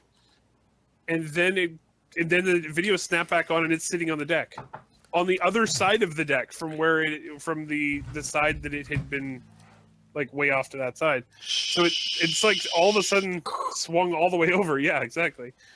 So everyone's really eager. I to thought see my what that video representation was. was extremely accurate. Thank you very much. It was beautiful.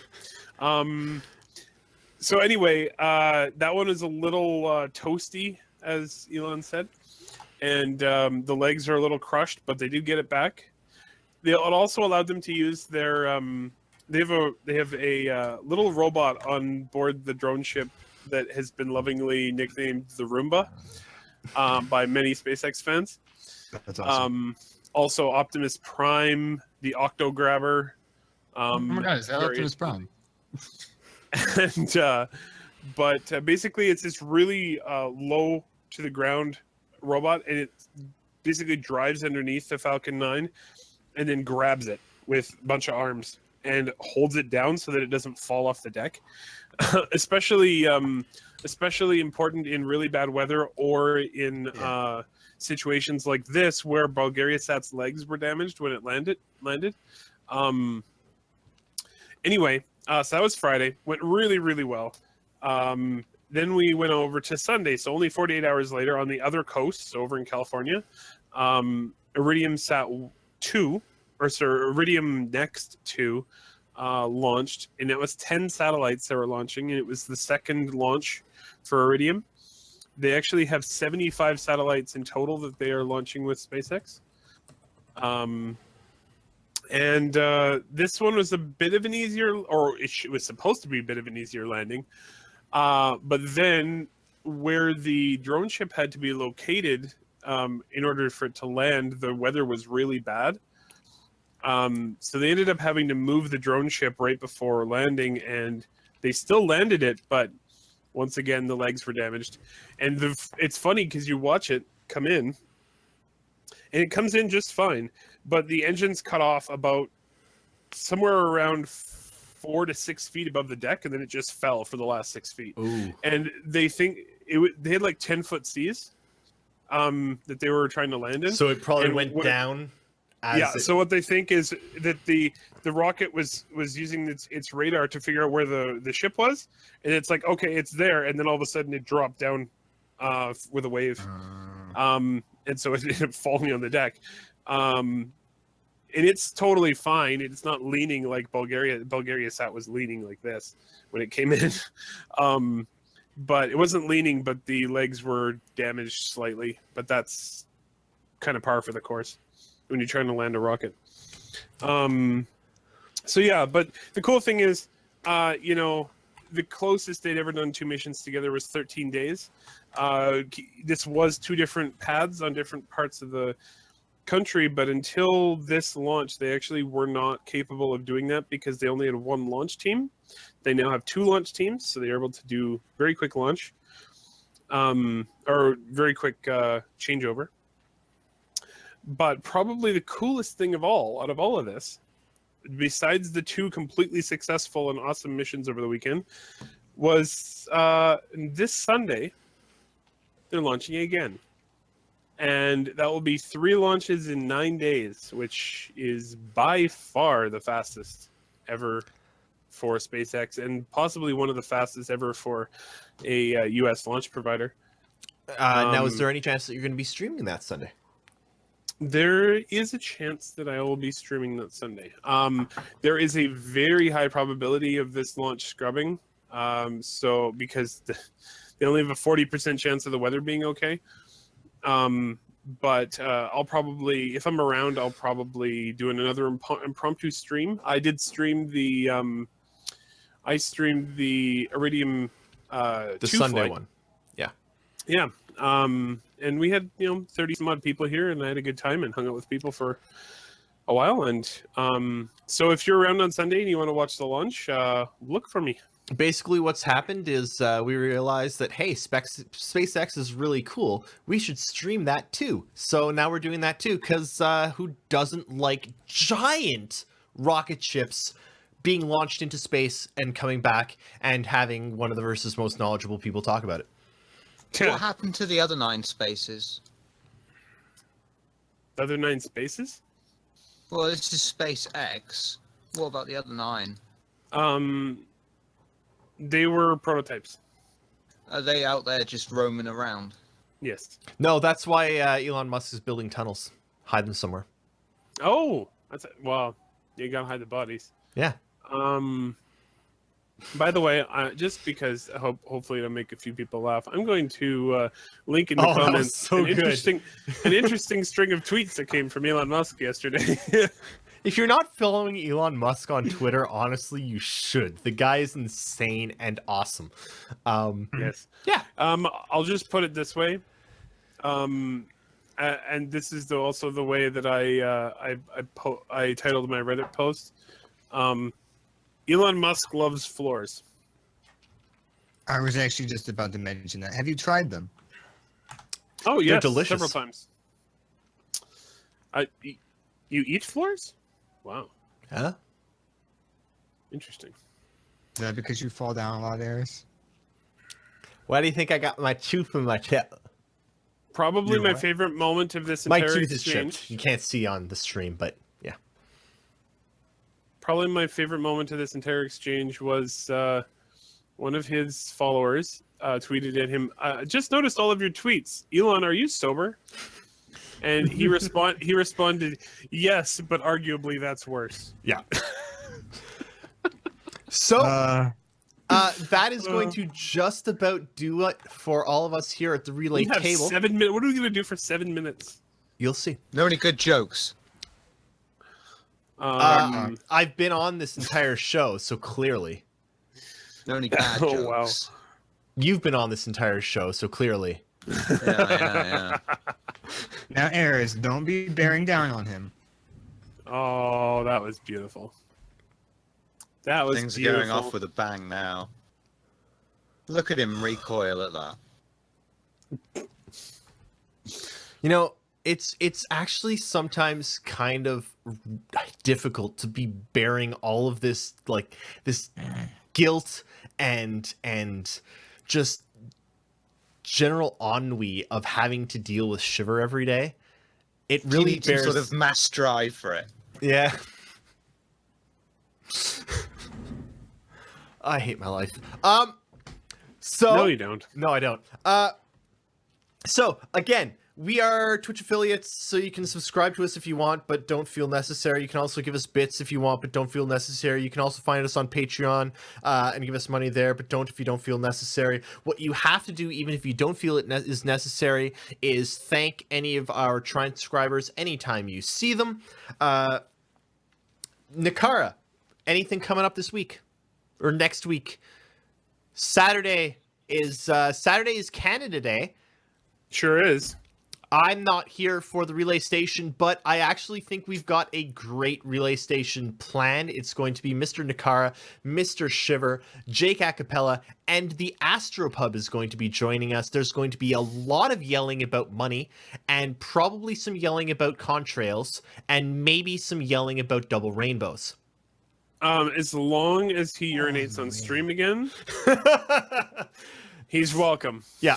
Forever welcome as long as he urinates on our stream. Nehkara, anything else coming up this next week? Maybe. Keep an eye. Visit Relay 48 times a day. Maybe something interesting will happen. Maybe. Shiver, what do you got going on in the next while? Well, aside from coming up dead air, and postcards, Friday we're stealing Dolvac and doing a faux Friday night show on the base.sc. That should be some. Oh my grand God, fun. you're getting Friday, Dolvac? this Friday. Oh yeah. Oh, yeah. Okay, viewers, I have never actually made this kind of announcement on air, but if you decide to listen to the Full Friday Night Show next Friday, please be aware of the mature content that is going to contain.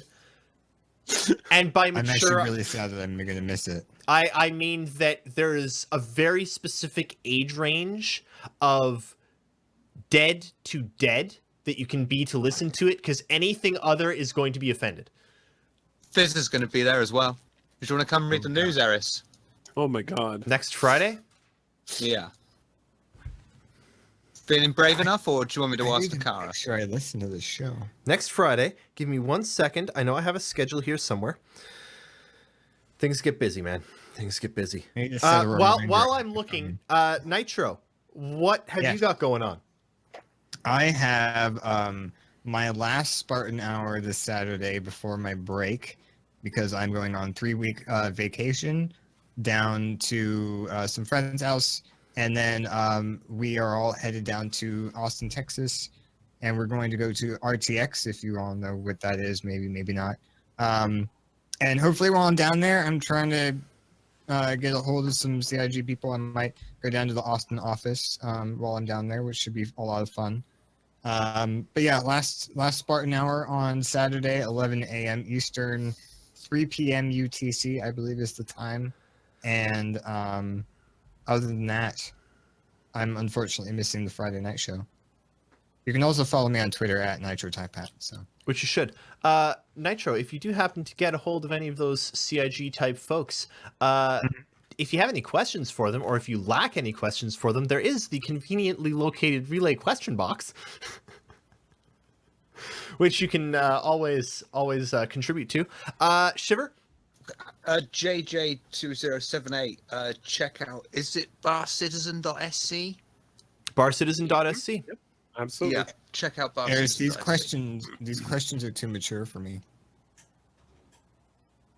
Yeah, we tried to get questions that were more like the beginning of 10 for the Chairman and less like the end of 10 for the Chairman.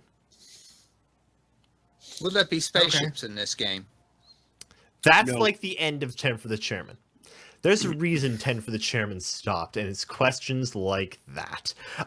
Shiver, I'm in for Friday. Excellent. And with that, Nehkara, I managed to kill us 7 minutes of time. And guess sure did. what? We are ending on time with all of our topics covered. And a few people watching us. I really don't know why. Thank you all so much for hanging out. Thank you, everybody. We really want to do this every month. This is like an extra show in addition to the Beefcast and everything else that we're doing. Because, hey, there is never enough of us. There's never enough of you. So, Bring a friend that's next a good time. point, actually. If we want to make this a bit more open, so if you want to come on, send them an email to me at Relay, or They're letting me on. either send something to Shiver at Relay or to staff at Relay. We'll see it. Yeah, They let me on. we let you on often. We like having you on. Everyone, give a we round roll of you applause. out quite a lot. Nitro's Yeah, awesome. thank Nitro. Seriously, thank you for helping out so much. I kind of feel like you're part of the Relay team, so thanks. I got a sticker. You Where'd it did. go? I have With a that, sticker somewhere. Denastrum asks, is the Saturday show still a thing? It is definitely still a thing. Again, tune in Saturday, 2:30 p.m. Eastern Time. It's Canada Day. Nehkara is going to be wearing some Canada stuff. Shiver is going to be wearing some Canada stuff. Jake is going to be wearing some Canada stuff. And the Astropub is going to be wearing nothing because he's probably going to be peeing. Tune in. I'm going to be covered in. I'm just going to be wearing maple syrup. We'll see you in the verse. Where's my sticker?